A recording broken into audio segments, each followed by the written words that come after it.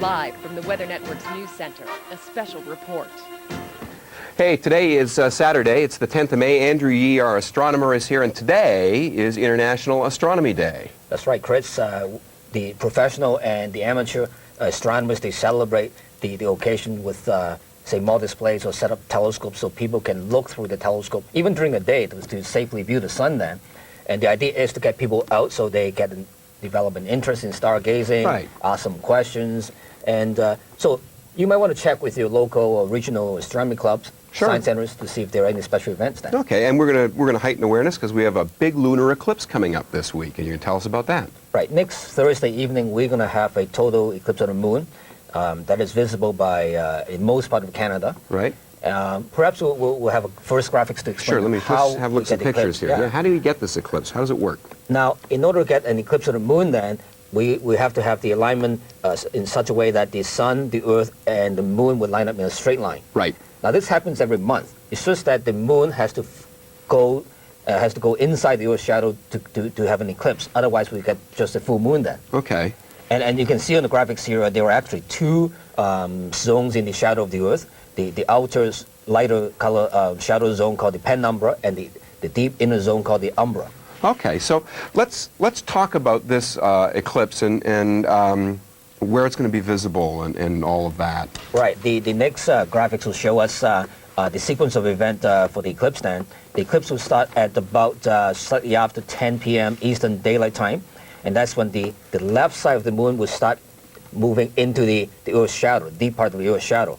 This is safe to look at, right? It's not like a solar eclipse where you could risk eye damage. This is perfectly safe. Absolutely safe to look at it, and even with a pair of binoculars.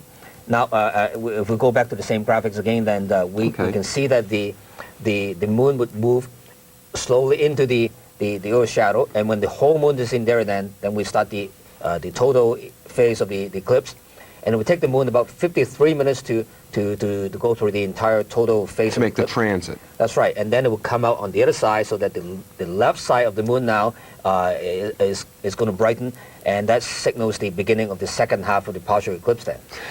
There was an eclipse back in 2000 that I know you have pictures of, and the moon's kind of like a rusty color. Like sometimes the color will change. How come that occurs? Now, if we look at the picture we have here, first of all, you can clearly see where the shadow of the Earth is the central part of the picture there. Right. Now, when the moon is completely in the Earth's shadow, then usually it takes on a reddish or orange tinge in its appearance, and the reason of that is the Earth hemisphere acts like a lens to focus the light onto the moon.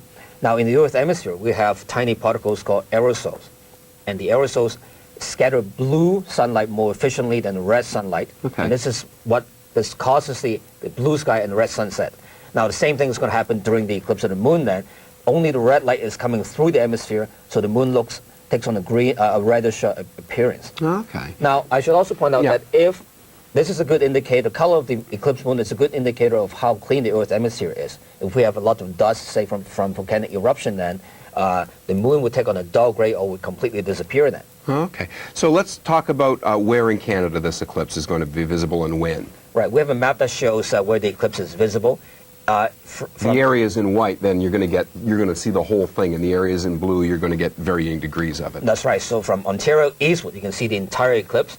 West of Ontario, you will see the eclipse in progress at moonrise. Okay, so we've picked out the time zones here, and we can show then, depending on where you live, if you're in Newfoundland, it starts late, huh? That's right.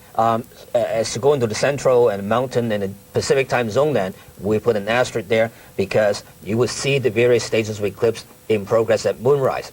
In general, the further north you go and the further west you go in the country, the less of an eclipse you would see. Now, for people in the Yukon Territory and extreme far north, you are not going to see any eclipse. Okay, coming up on Thursday, I know you'll be out looking at it, and you should get out too. Thank you, Andrew. Thanks for it.